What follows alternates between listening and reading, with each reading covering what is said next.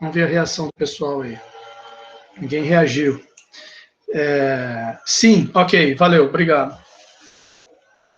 Então é o seguinte, nós estamos estudando a série de Fourier. Série de Fourier.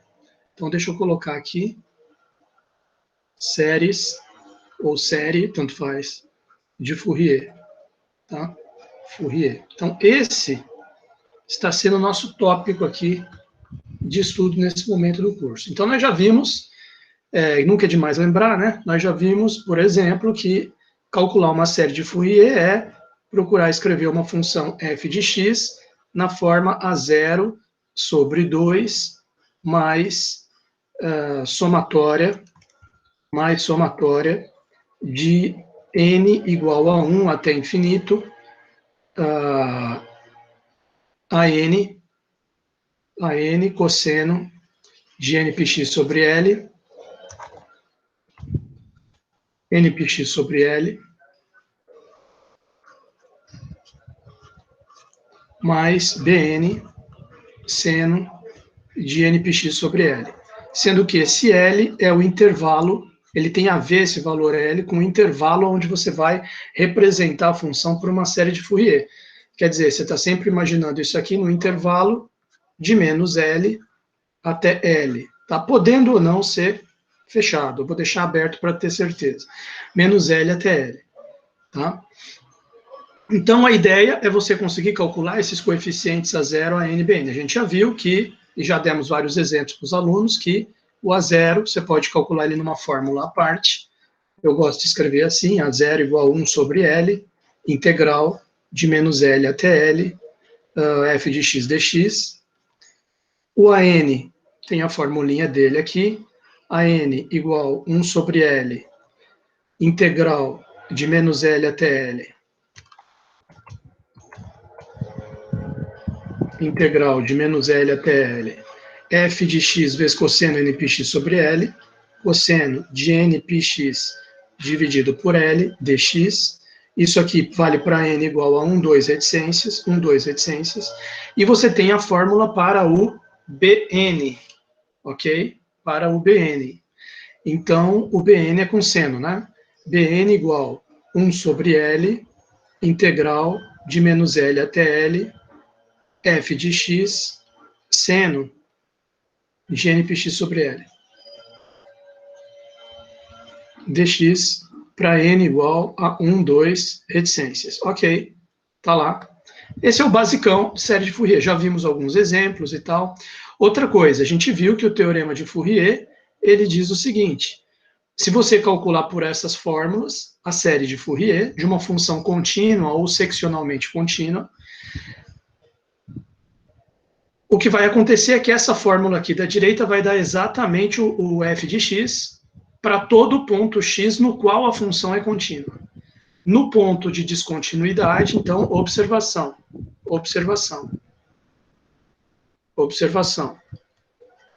Se f de x, se f é descontínua, se f tem uma descontinuidade, melhor escrever assim, se f tem uma descontinuidade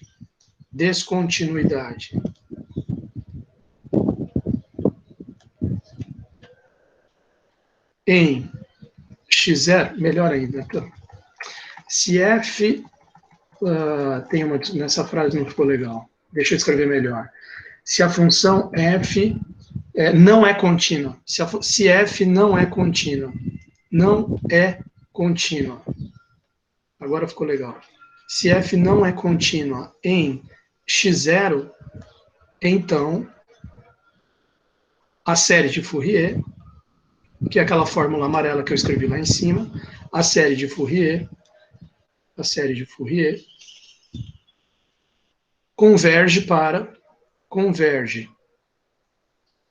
para, aí tem aquele, deixa eu colocar em branco aqui para destacar, f, aquela formulinha, né? F de x0 mais f de x0 menos, dividido por 2. Isso a gente viu também na aula passada. Né? O que significa... Opa. Aê. pop-up. Então, o que significa isso aqui, turma, que eu acabei de escrever? Significa que quando tiver uma descontinuidade na função, o gráfico da função está aqui, beleza? Ela vem vindo aqui, né? É melhor eu fazer de menos L até L, para ficar de acordo aqui, né, com a forma. Vamos supor que a função está aqui, né? De menos L até L, e ela vem vindo aqui normalmente e tal. Vamos simular um gráfico aqui de função. E aqui, justamente nesse ponto, ela tem uma descontinuidade. Ela vem parar aqui e continua, até chegar aqui, beleza. O que vai acontecer aqui com a série de Fourier? Em todos esses pontos aqui, a série de Fourier vai convergir para a função, certo? Converge aqui, beleza, né? Tá bem em cima aqui. Quando chega nesse ponto de descontinuidade, aí entra essa fórmula aqui, que indica que a série de Fourier converge aqui para o meio do caminho, certo? Bola aberta aqui e continua para cá, tá? Então, claro, eu estou colocando bola cheia aqui, mas já está errado também, né? Aqui eu deveria escrever assim. Deixa eu apagar aqui. Deixa eu apagar aqui para fazer melhor aqui para vocês. Porque o que vai acontecer aqui nesse ponto aqui, né? Vai também, porque aqui ela vai voltar para cá. Então, aqui vai ficar bola aberta, e aí ela vai continuar ali repetindo o desenho da função, que nem estava aqui, reticências. Então, ela converge aqui para o meio também. A mesma coisa aqui, bola aberta, aqui, ó, vai começar aqui nessa mesma altura, que é periódica, né? Então, ela se repete aqui no meio. Então, esses pontinhos amarelos que eu coloquei aqui no meio, o que eles representam? Reticências aqui. Eles representam o seguinte, que na descontinuidade, se a função não é contínua no ponto x0, então, nesse ponto x0, aqui no caso seria o x0, né? O que acontece aqui no ponto x0? Deixa eu voltar para o branco aqui. Aqui no ponto x0, você está vendo o que acontece. E em qualquer outro ponto onde tiver a descontinuidade, a série de Fourier vai converger para metade do salto. Então, são coisas que a gente já discutiu. O que eu queria discutir aqui hoje, com vocês, é essa questão que ele coloca na seção 10.4, né? Lembrando que no livro do Boyce, a série de Fourier, vocês têm que estudar ela nessas 3 seções, né? 10.2, 10.3 e 10.4. São as 3 seções falando de série de Fourier no livro do Boyce. Então, você veja que na seção 10.4, ele se dedica a falar dessas funções pares e ímpares, né? Então, olha lá, aqui pelo gráfico você já vê, e você vai entender por que é importante a gente saber identificar, reconhecer e trabalhar com essas funções pares e ímpares no contexto da série de Fourier. Você vai ver, a gente vai ver na aula de hoje justamente isso, pelo menos na primeira parte. Depois, na segunda parte, eu quero ver se dá tempo de eu mostrar para vocês uma outra forma de escrever a série de Fourier, que é a série exponencial de Fourier. E se a gente consegue transformar esse somatório aqui, de senos e cossenos, num somatório equivalente que tem só uma exponencial complexa, tá? Mas isso na segunda parte. Primeiro vamos discutir aqui a questão das funções pares e ímpares, quer dizer, função par, que é justamente o tema da 10.4. Função par e função ímpar.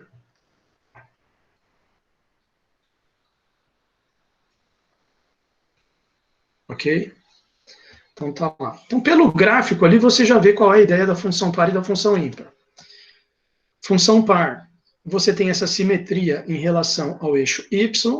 Função ímpar, digamos assim, você tem uma simetria de 180 graus, né? Você pega aqui um ponto da função, se você imagina uma reta aqui saindo da origem pegando nele, você tem que girar 180 graus para cair nele, né? Essa aqui é a ideia. Então, por exemplo, você tem esse ponto aqui, vamos supor que aqui fosse bola cheia. Ou, tudo bem, mesmo sendo bola aberta, você gira 180 graus, você cai na bola aberta de cá. Certo? Você pega esse ponto aqui, gira 180 graus, você cai exatamente no ponto aqui. Outra maneira que tem de você pensar o gráfico da função ímpar, seria assim, o gráfico da função par, eu reflito, faço a reflexão para o lado de cá. pego o lado direito, faço a reflexão para o lado esquerdo, como se o eixo y fosse um espelho, que está fazendo a reflexão, na função par. Né? Na função ímpar, eu faço essa mesma reflexão que eu fiz na par, para o lado esquerdo, só que depois eu faço uma outra reflexão para baixo, como se primeiro o eixo y fosse um espelho, depois o eixo x é um espelho. Duas reflexões, uma, duas, que equivale ao giro aqui que eu falei de 180 graus em cada ponto da função. É equivalente às duas formas de pensar. Tá? Bom, isso para explicar para vocês graficamente. Né? Em termos de definição, como é que fica a definição? Ele está escrevendo aqui embaixo o que é a função par e o que é a função ímpar. Então, analiticamente, f é uma função par se seu domínio, se para todo x que está no domínio, o menos x também está. Então, esse ponto aqui, por exemplo, sei lá, vamos supor que seja 2. Ele está no domínio, então o menos 2 também está no domínio da função.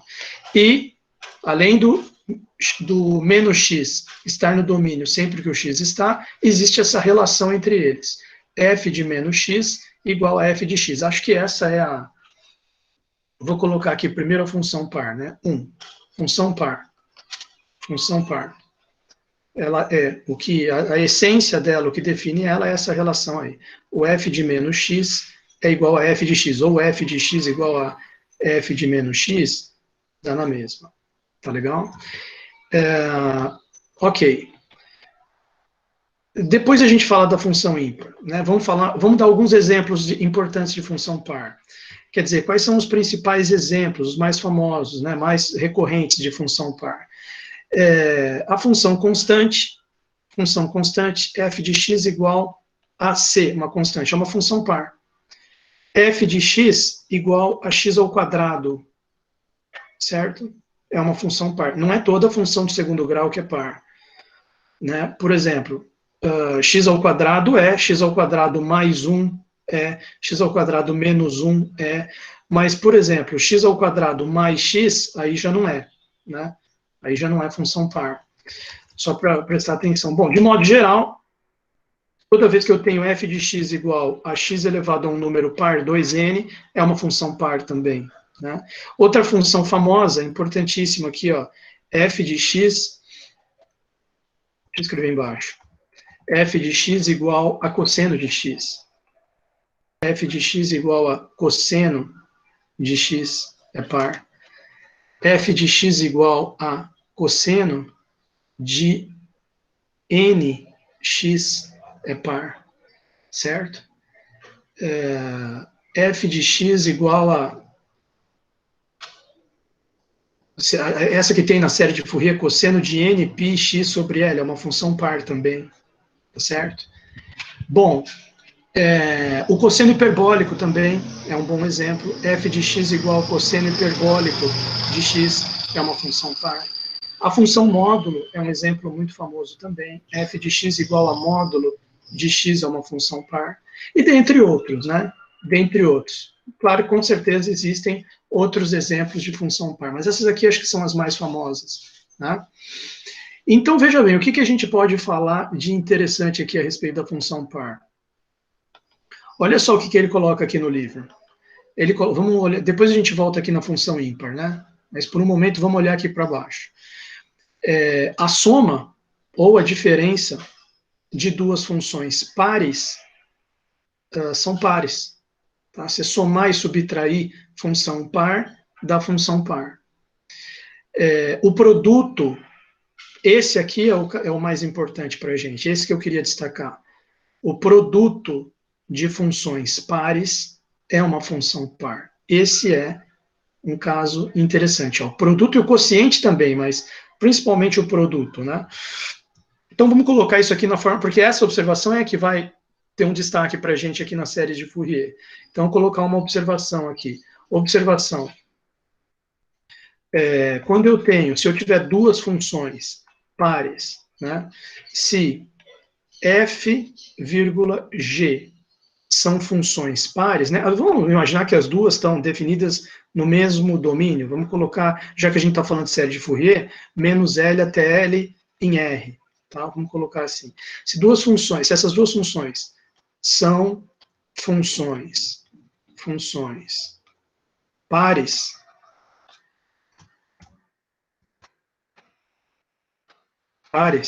então o produto f vezes g, né? A gente costuma escrever assim, fg, a função fg, certo? Definida de menos L em L até R, vírgula, dada por, o que seria a fg? A fg é fg de x igual a, deixa eu escrever embaixo que é melhor, fg de x igual a f de x vezes g de x, certo? Isso que é a função produto. A função produto é o produto das funções. Mas se essas duas funções que você está multiplicando são funções pares, então essa função produto é também uma função par. Ponto final. Tá certo? Ah, será que é possível a gente demonstrar isso? Bom, então a ideia é demonstrar isso aqui, né?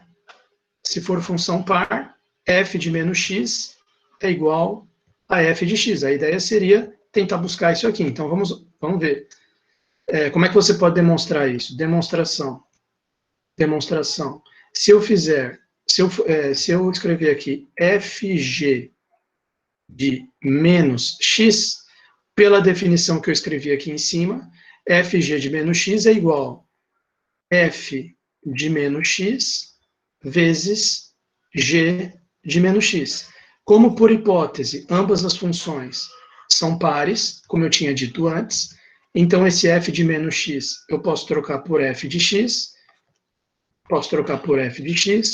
o g de menos x eu posso trocar por g de x, e isso aqui é, por definição, fg, bem tranquilo, né, demonstração, uma linha só. Então, acabou. fg de menos x é igual a fg de x. Portanto, essa função fg de x, a multiplicação, é par. Bom, para que isso aqui? Professor, para que você está falando isso? Eu estou destacando isso aqui só para a gente saber que toda vez que a gente tiver duas funções que a gente vê que é par, por exemplo, x ao quadrado e cosseno de nπx sobre L. A gente já sabe que a multiplicação das duas vai dar uma função par, porque x ao quadrado é par e cosseno de nπx sobre L é par também. Então, as duas multiplicadas é par. E para quê? Por que isso é importante, professor, saber que ela é par? Porque o fato da função ser par ou ímpar pode dar alguma consequência, pode gerar alguma consequência na integral dela, se a gente for calcular a integral, tá certo? Que aparecem muito essas integrais nos coeficientes ali da série de Fourier, né? Beleza, então isso aqui é o que eu queria chamar a atenção. Daqui a pouco a gente vai falar da integral, ou podemos falar agora mesmo. Vamos ver aqui se ele fala, vamos só dar uma olhada aqui no livro. No livro ele fala primeiro dessas relações aqui, né? Depois, no item 4, ele fala da integral, né? Olha lá, se uma função é par, a integral de menos L até L, f de x dx, pode ser escrita como duas vezes integral de 0 até L, fx dx. Claro, até pelo gráfico aqui, né? Você vai fazer uma integral de menos L até L dessa função, como ela tem essa simetria em relação ao eixo y, essa integral de menos L até L, você faz a integral de 0 até L e multiplica por 2, porque a figura é totalmente simétrica e a integral representa essa área. Então, de menos L até L é duas vezes a integral de 0 até L. Né? Então, no caso da função par, é isso. Vamos colocar essa observação aqui. Vamos colocar, já colocamos uma aqui, né? Vamos colocar outra observação aqui. Observação. Se f é par, que nem ele escreveu ali, né? Se f é uma função par,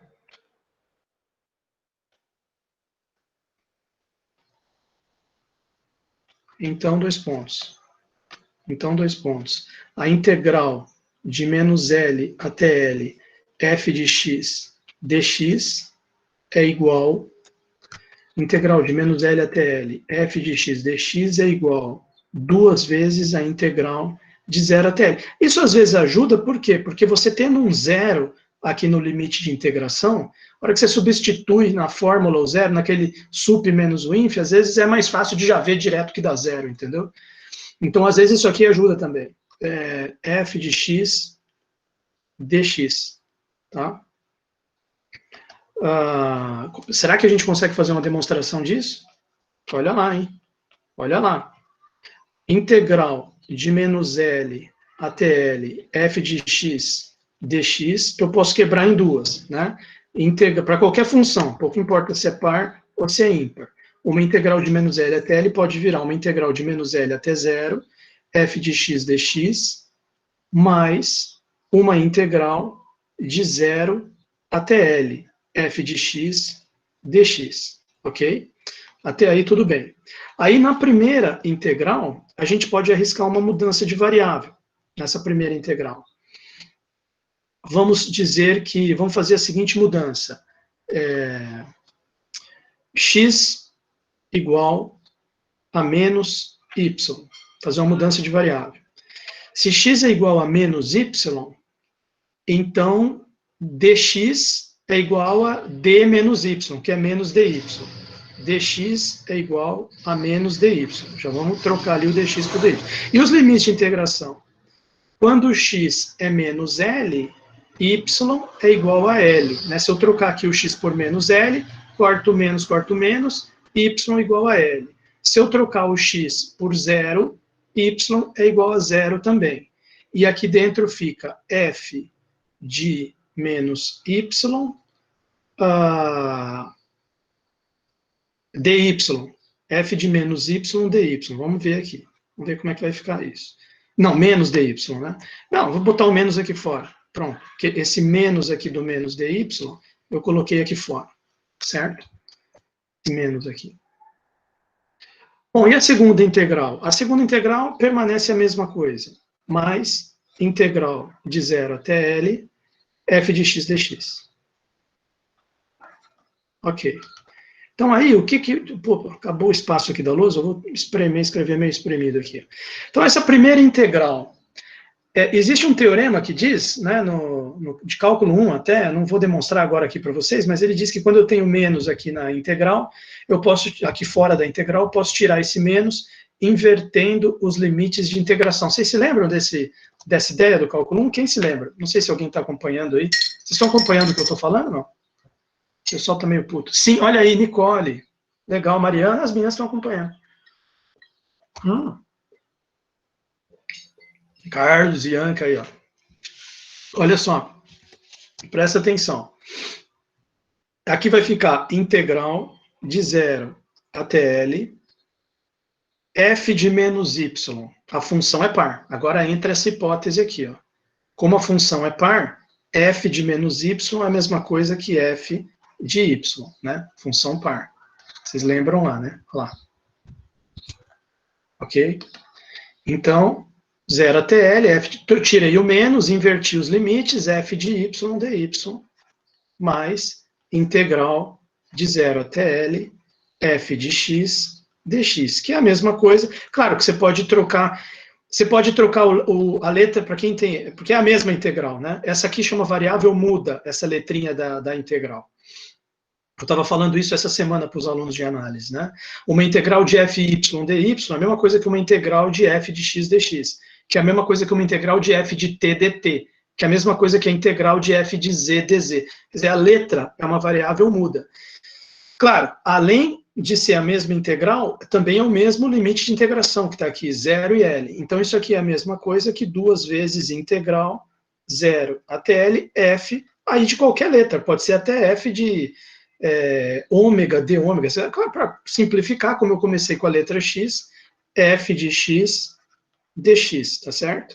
Então, a integral de menos L até L, f de x dx, quando a função é par, é a mesma coisa que 2 vezes a integral de 0 até L. Graficamente é muito fácil de ver, mas essa seria a demonstração algébrica, né? Ou analítica.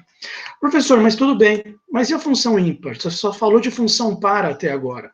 Então, vamos falar um pouco de função ímpar. Então vamos lá, porque ela também vai ter suas consequências. E eu acho que são mais pesadas ainda as consequências no caso da função ímpar. Então, função ímpar,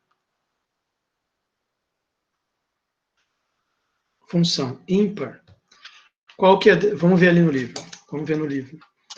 A função ímpar ele coloca aqui, ó. A mesma coisa, se x está no domínio, menos x também está, e f de menos x é igual a menos f de x. Essa aqui é a diferença, esse sinal de menos aqui, em relação à função par. Que em termos gráficos dá essa diferença aqui que você está vendo. Você repara que de 0 até L, as duas são iguais, né? Iguais assim, aberto sem contar o zero. Né? De 0, sem contar o zero, até L, sem contar o zero.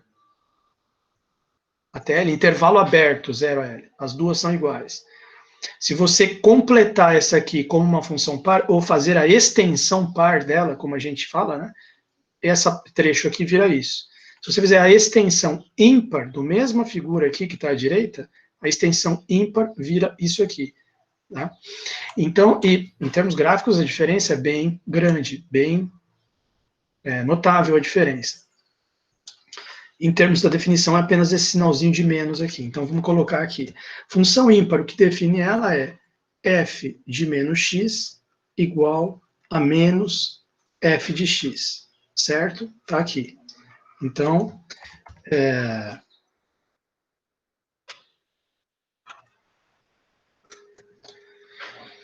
aí, bom, aí eu tinha colocado o quê? Exemplos, né? Quais são os exemplos mais significativos, mais recorrentes de função ímpar? Então, a gente tem f de x igual a x, a função identidade, é uma função ímpar, correto? Toda vez que eu tenho uma função x elevado a um número ímpar, 2n menos 1, para n igual a 1, 2 reticências, é uma função ímpar, x ao cubo, x à quinta, etc. Né? A função seno é uma função ímpar, f de x igual a seno de x. A função seno de nx, seno de nx. A função seno de npx sobre L é ímpar, f de x igual a seno de npx sobre L. É uma função ímpar. Tá? A função tangente de x também é ímpar. Né? F de x igual a tangente de x. Tá? É uma função ímpar. A função seno hiperbólico, f de x igual seno hiperbólico de x, e várias outras. Acho que essas aqui são as mais famosas. Deixa eu ver se o livro cita alguma coisa aqui. Não, são essas mesmo. X ao cubo, seno de nx e tal. Note aqui, de acordo com a equação 2, essa é uma primeira coisa curiosa. Ó. F de 0 tem que ser 0, se f for uma função ímpar. Você vê que ele até botou esse pontinho aqui. Ó. Mesmo que ela seja descontínua, f de 0 tem que ser 0. Será que dá para a gente provar isso? Vamos ver aqui. Uma primeira OBS aqui, ó. Uma primeira OBSzinha aqui, antes da gente falar do produto e da integral, que são as mais importantes. F ímpar implica f de 0 igual a 0. Né? Como que a gente pode demonstrar isso? Se a função é ímpar, tem essa relação aqui, né? Vírgula, pois f ímpar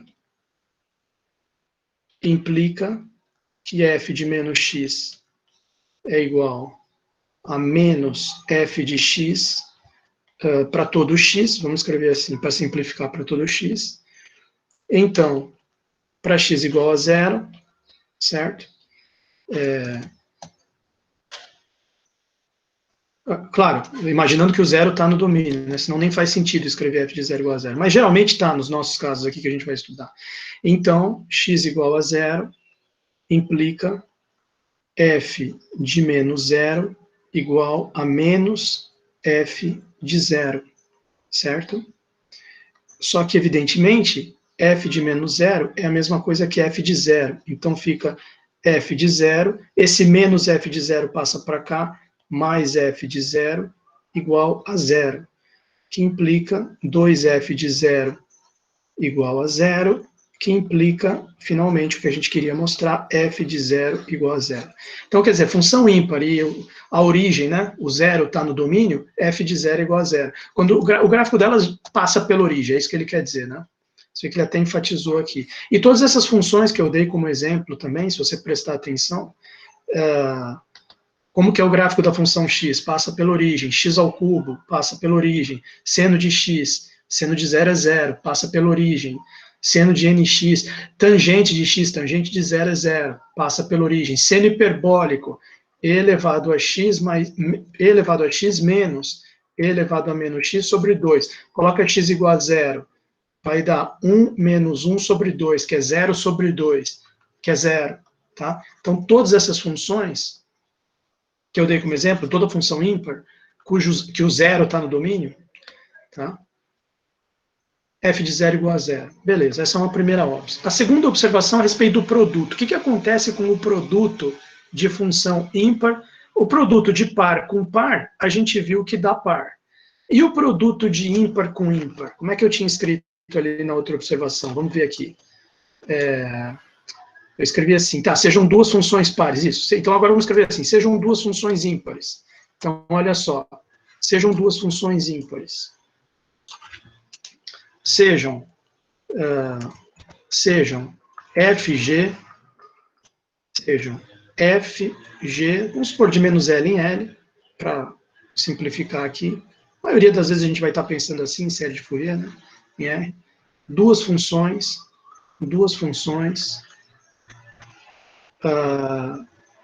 ímpares.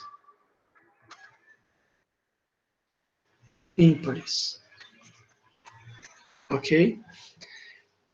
Então,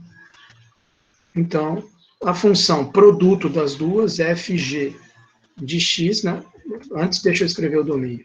As fg, dois pontos, também de menos L até L, em R, vírgula, dada por fg de um x igual a f de x vezes g de x, só para ficar bem claro o que é o produto de funções, é uma outra função chamada função produto, que é igual ao produto das duas funções, e agora, será que ímpar vezes ímpar é ímpar? Porque a gente às vezes tem a tendência de confundir com os números, né? Número par vezes par dá um número par. Função par vezes função par é função par. Agora, um número ímpar vezes um número ímpar, se você prestar atenção, dá um número ímpar. Porém, função ímpar vezes função ímpar, o resultado é uma função par.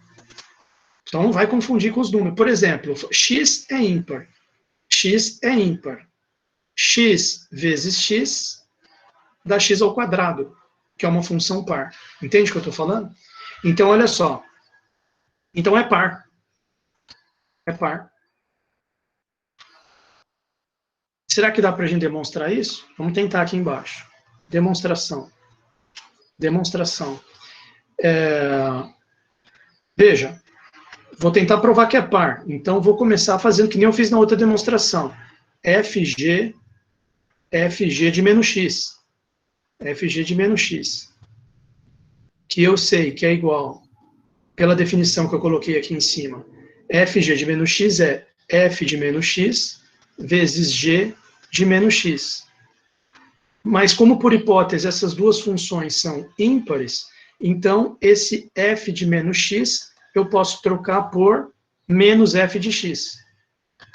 Então vai ficar menos f de x, e o g de menos x eu posso trocar por menos g de x. E aí eu vejo claramente, menos com menos dá mais, isso aqui vai dar f de x vezes g de x, que é a mesma coisa que fg de x. Então, eu acabei de provar que fg de menos x é igual a fg de x. Portanto, a função fg de x é par. Olha que interessante. Agora, a gente já viu que função par vezes função par dá par. função ímpar vezes função ímpar, deu par. Agora falta misturar as duas. O que seria a função? Fazer uma outra observação aqui. O que seria uma função se f é par? F é par, vamos misturar as duas. E g é ímpar. Então, o que vai acontecer com a função f, g, aí, olha só que interessante. Vamos voltar a pensar no esquema dos números. Par vezes par dá número par. Só que número par, número ímpar vezes número ímpar dá ímpar. E a gente viu que função ímpar vezes função ímpar dá função par, ficou diferente. Mas pensando novamente nos números, número par vezes número ímpar dá um número par, ok? Número par vezes um ímpar dá um número par. Função par vezes função ímpar fica diferente de novo. Vai dar ímpar.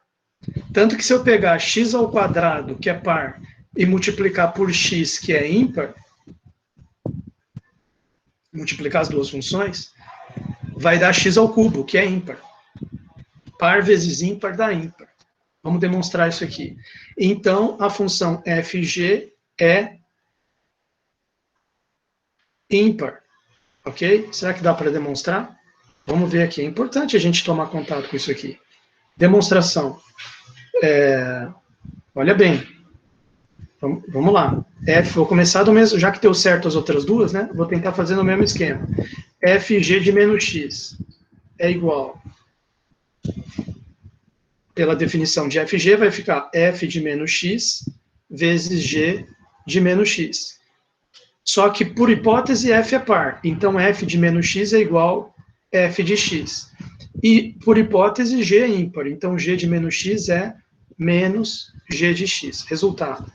Mais vezes menos é menos f de x vezes g de x, que é igual a menos fg de x. Então, fg de menos x é igual a menos fg de x. Portanto, fg é ímpar. Tá? Então, resumindo aqui os nossos... O que a gente percebeu da multiplicação? A gente percebeu o seguinte. F, G, FG. Certo? Se F é par e G é ímpar, ou se G é ímpar e F é par, tanto faz. Qualquer uma dessas duas possibilidades, o resultado vai ser FG, como acabamos de ver, ímpar. Né? Ímpar. Agora, se F e G forem ambas pares, né, você pode ter isso aqui, par, par, você pode ter ímpar, ímpar. Aí, se as duas são pares ou as duas são ímpares, aí o resultado é par, correto? Pelo que a gente viu. Então, o negócio é semelhante à regra de sinais, né? É semelhante à regra de sinais, porque se você tem mais e menos, ou menos e mais, e você multiplica, né, o resultado é menos. Mais vezes menos e menos vezes mais dá menos.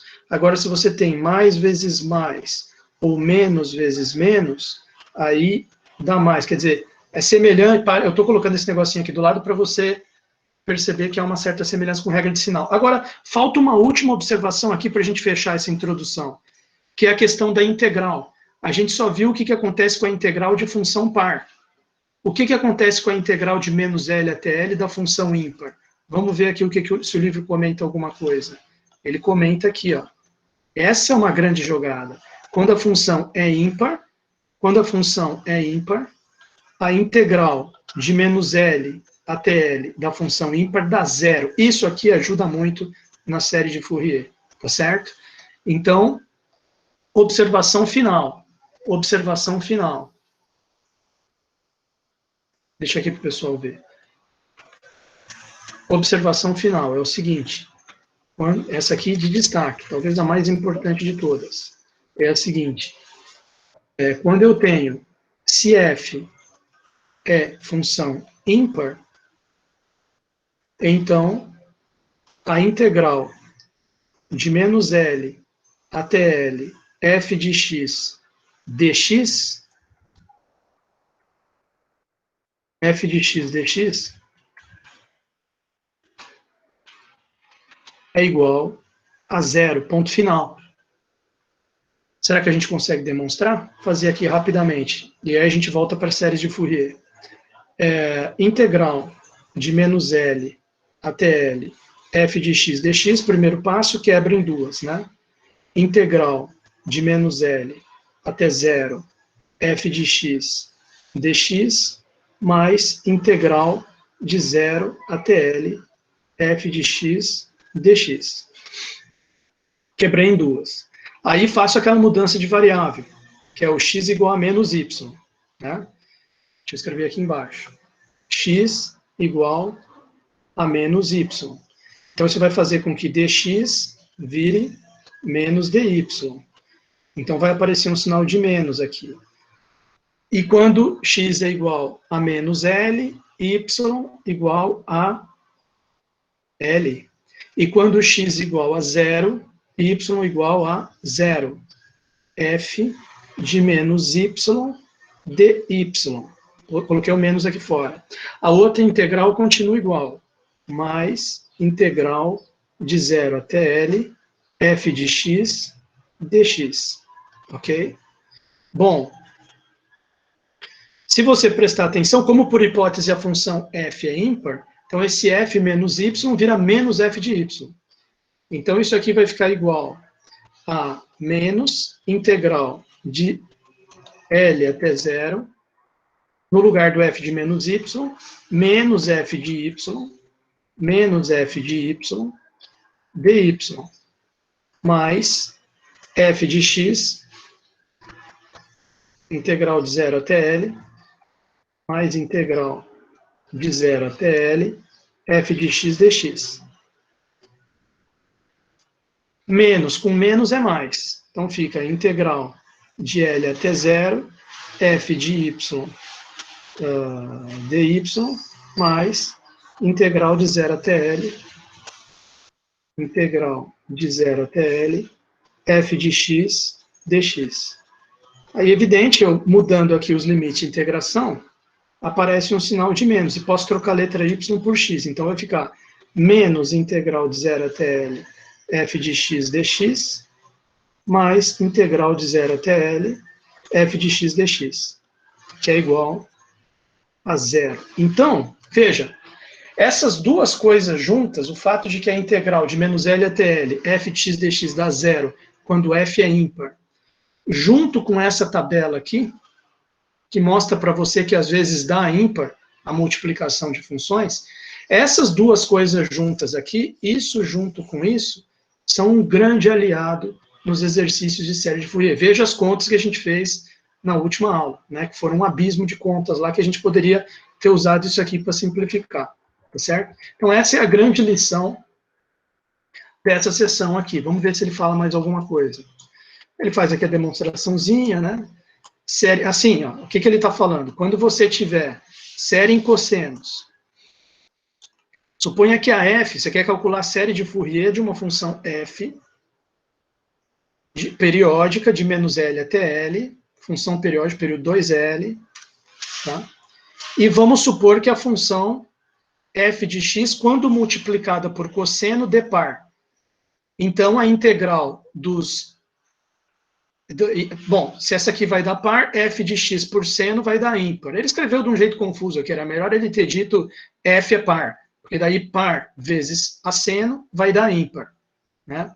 Então, essa integral aqui de uma função par vai dar zero, porque par vezes ímpar dá ímpar, e integral de ímpar dá zero, como a gente acabou de mostrar aqui na lousa. Certo? Então, resultado, Bn vai dar 0. E você vai ter só o A0 e os ANs. No caso de uma função par. Ele explicou aqui, eu vou depois colocar na lousa melhor, né? Então, resultado, vão sumir os senos da série de Fourier e vai ficar só os cossenos. Aí você vai ter uma série em cossenos. Da mesma forma, olha lá, aqui ele entregou ouro. Em outras palavras, que é o que ele devia ter dito desde o começo. A série de Fourier de qualquer função par é formada apenas pelos cossenos. E pelo termo constante. Né? E pelo termo constante. Pelo A0, ou seja, de função trigonométrica só tem o cosseno. É natural chamar tal série de série de Fourier em cossenos. Ok? Veja bem. E daí, portanto, não precisa ser calculado. Quer dizer, por isso que eu digo que encurta o tempo que você gasta. Você só observa, essa função aqui que você está pedindo é par. Então, par vezes ímpar dá ímpar. Integral de ímpar é 0. Então, nem vou calcular os BNs, vou calcular só o A0 e o AN. BN é 0, você gasta 10 segundos para escrever isso aí na prova e já parte para os ANs. Você entendeu? Bom, da mesma forma lá, série em senos. Vamos supor que a função é ímpar. Se a função for ímpar, ímpar vezes par dá ímpar. Então, esse aqui agora zerou. Zerou o A0 e os ANs. E eu já vou direto calcular os BNs. Aqui não zero, porque ímpar vezes ímpar dá par. E a integral de menos L até L de função par não é zero, é de função ímpar. Então, quer dizer, quando a função é par, fica só cosseno. Quando a função é ímpar, fica só seno. Fica uma série de Fourier em senos. Tá certo? Então, é uma coisa interessante esse raciocínio aqui. Olha lá, está fazendo exemplo. Só que exemplo, eu estou seguindo a política com vocês de deixar, como os exemplos já estão resolvidos, eu já estou indo direto para os exercícios, né? Deixa que esse exemplo resolvido aqui, as contas, vocês fazem. Vou fazer só uma observação aqui a respeito desse exemplo. Olha a função que ele pegou, f de x igual a x. f de x igual a x é uma função ímpar. Uma função ímpar.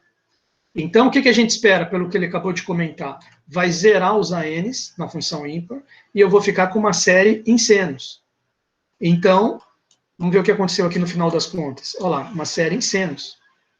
Tá? Série de Fourier em senos. Bom, ok. Olha só o que ele fala aqui. Ó. Deixa eu só fazer um comentário aqui. Esse último parágrafo é muito interessante a gente prestar atenção nele. Antes de... Eu não sei se já é exercício aqui. Não, aqui acho que já é... Acho que aqui já ele está comentando a respeito daquele parágrafo. Né? Depois vem mais exemplo, depois vem os exercícios. Mas olha só esse parágrafo aqui. Vale a pena observar que a onda triangular, que foi o primeiro exemplo que a gente viu lá na seção 10.2, função dente de serra, que acabamos de considerar... Não, peraí, pera um pouquinho. Vale a pena observar que a onda triangular, exemplo 1 da 10.2, foi a primeira que a gente viu. E a função dente de serra, que é essa aqui, que acabamos de considerar, eu não tinha visto a letra E aqui, são idênticas no intervalo de 0 até L. Olha só, justamente. Ele está dizendo que o primeiro exemplo lá da seção 10.2, de 0 até L, a função é assim também. Ó. É desse mesmo jeito. Cadê o gráfico aqui? Aí tem que voltar um pouquinho lá na 10.2. Deixa eu voltar rapidinho só para vocês lembrarem aqui. Ó. Lá na 10.2, aqui vale a pena, isso aqui vale a pena perder um tempo para ver. Olha lá, o primeiro exemplo que ele passou de série de Fourier foi esse aqui. Ó. Olha aqui, essa função, que ele chamou de onda triangular. Olha como é que ela é. Tipo um V que fica se repetindo, né? De 0 até... Aqui no caso, L é 2. Né? Então, de 0 até L, ela é uma função 45 graus. Uma reta 45 graus passando pela origem. É exatamente a mesma situação daquele exemplo que ele está mostrando ali na 10.4. Vamos voltar lá. Cadê a 10.4? Olha lá. Cadê o exemplo que ele está mostrando ali? Ele está mostrando aqui para a gente um exemplo que de 0 até L é a mesma coisa que a onda triangular. Porém, lá no 10.2, a onda triangular, aqui do 0 até menos L, ela sobe aqui. Ela sobe, ela faz aquele V.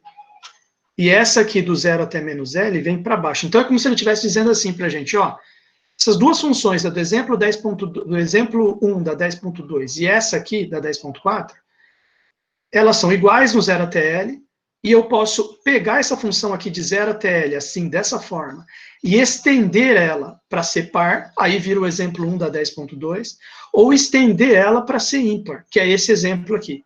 É a mesma função de 0 até L. Se eu estender ela ímpar, ela vira o exemplo 1 da 10.2. Se eu estendê-la, se eu estendê-la par, se eu estendê-la, estender isso aqui para virar uma função par, ela vira um V, e vira o exemplo 1 da 10.2. Se eu estendê-la para virar uma função ímpar, ela vira exatamente esse desenho que está aqui no gráfico.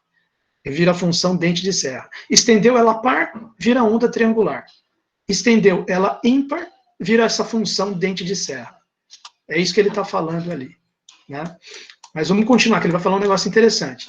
Vale a pena observar que a onda triangular, aquele exemplo 1 da 10.2 que eu acabei de relembrar a figura, e essa função dente de serra que estamos vendo aqui, ambas, que acabamos de considerar, são idênticas no intervalo de 0 até L. De fato, no intervalo de 0 até L, ambas são uma retinha, passando pela origem e subindo 45 graus. Portanto, suas séries de Fourier vão convergir para a mesma função nesse intervalo de 0 até L. Nesse intervalo é a mesma função, a série de Fourier converge para a mesma função. Assim, se for necessário representar a função f de x igual a x, f de x igual a x, só do 0 até L, por série de Fourier, aí você vai falar, bom, f de x de 0 até L, f de x igual a x de 0 até L, eu tenho que fazer as integrais de menos L até L, de menos L até L, não de 0 até L. Mas ele quer a f de x igual a x de 0 até L, só a metade da direita ele quer. Que é igual nos dois casos. Pouco importa se é um V ou se é a dente de serra. De 0 até L é a mesma coisa. Então, eu tenho duas opções para fazer a função f de x de 0 até L. Certo? Se eu quiser representá-la por uma série de Fourier, é possível fazer isso com uma série em cossenos, aí eu opto pela extensão par, que é o V, é a onda triangular. Aí fica uma função par, a série fica só em cossenos. Ou uma série em senos, que é a dente de serra que acabamos de ver aqui.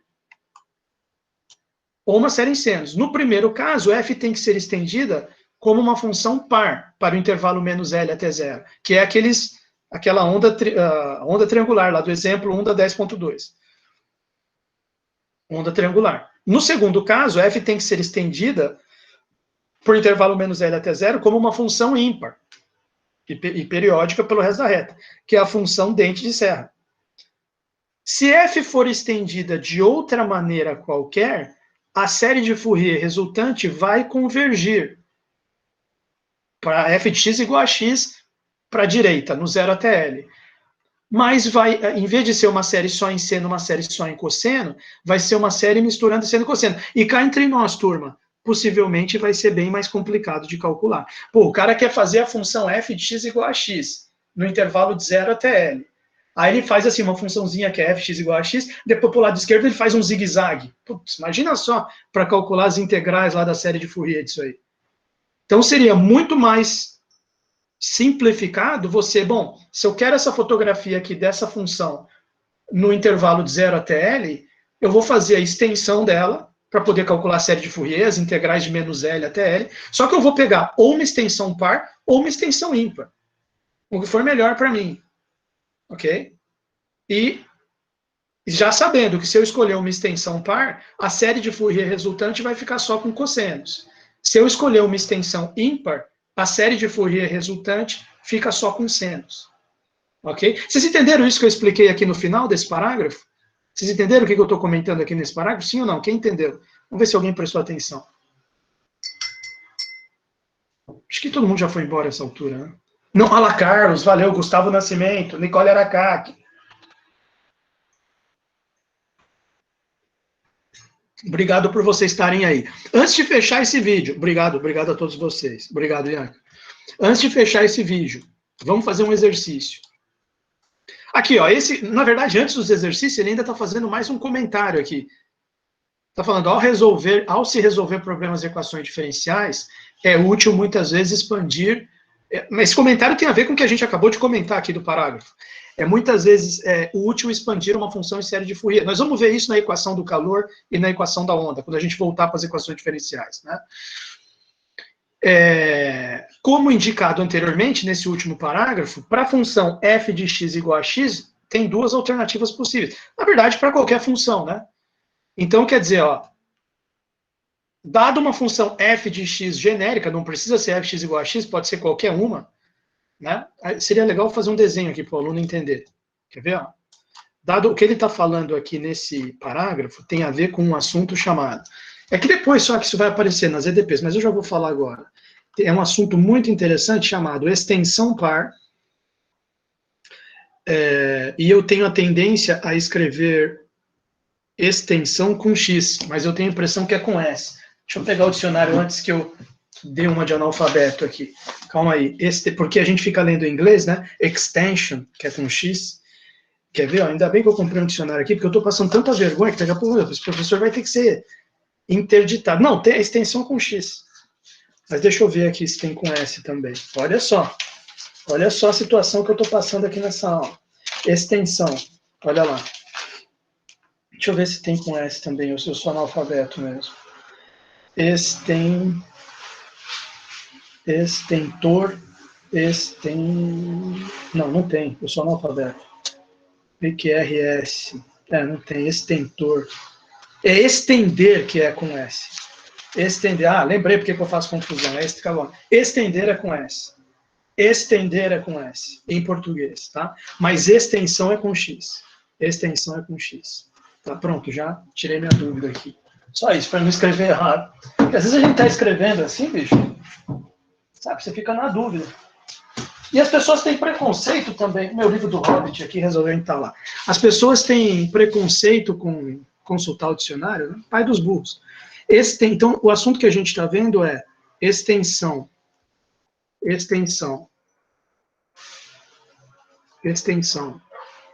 par versus extensão ímpar.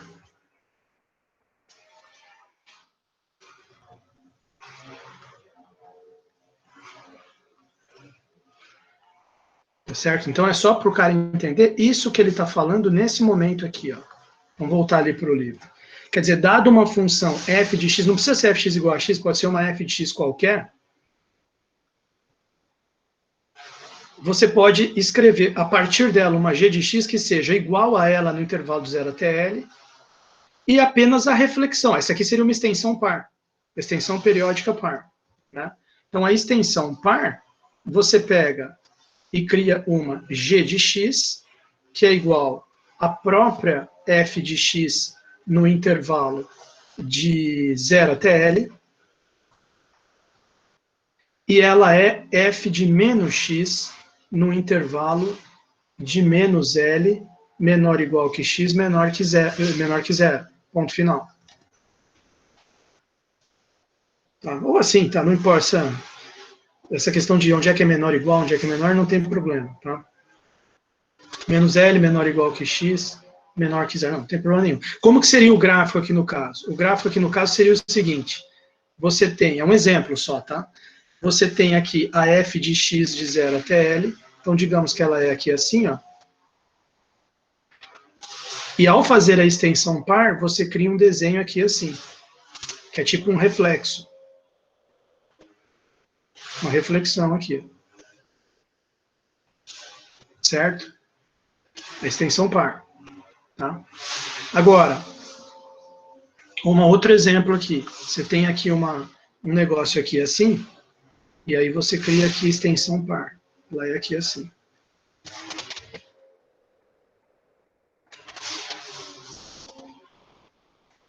Certo? Essa aqui é a ideia aí. Bom, e você tem a extensão ímpar. Como que é a ideia da extensão ímpar?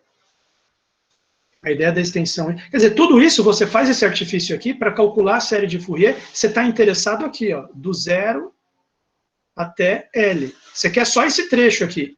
Você quer prestar atenção só nesse trecho. Mas você faz a extensão como um artifício matemático para calcular a série de Fourier, porque as integrais são de menos L até L. Entendeu o que eu estou falando? Bom, ímpar, aí você cria uma função assim, g de x igual A própria aqui, ó. A própria f de x de 0 até L, só que lembra que a gente viu que função ímpar tem que sempre passar no zero, né? Então vai ficar assim, f de x, se x tiver de 0 até L, tá? Aqui pode botar menor ou igual, não tem problema. Ou menor, deixa que nem no livro, menor. Se é 0, se x é igual a 0, 0 se x é igual a 0, e é menos f de menos x, para ficar ímpar, de menos L até 0. Menos f de menos x. Bom, mas tudo bem. Não vou nem comentar nada para não...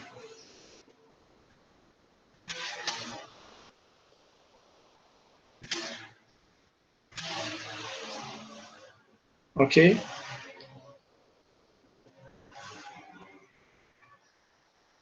Essa aqui é a ideia, aqui, tá? Essa aqui é a ideia aqui. Então, essa aqui seria extensão ímpar. Como é que ficaria o gráfico? Vamos dar um exemplo aqui no gráfico. Quer dizer, você está preocupado com a função aqui do 0 até o L, e você vê que a função tem esse gráfico aqui, por exemplo. Né? Esse gráfico aqui, por exemplo.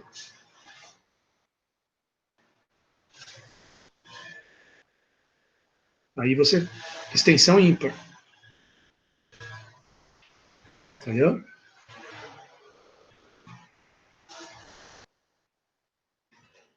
Essa aqui é a ideia aqui. Menos L. Menos L. Tá lá. Estendeu a função ímpar. Aqui você estendeu a função par. Se você tivesse estendido ela par, ela subiria aqui. Você estendeu ímpar, ela veio aqui para baixo. Tá? Então, são exemplos aqui para vocês pensarem. É um assunto interessante.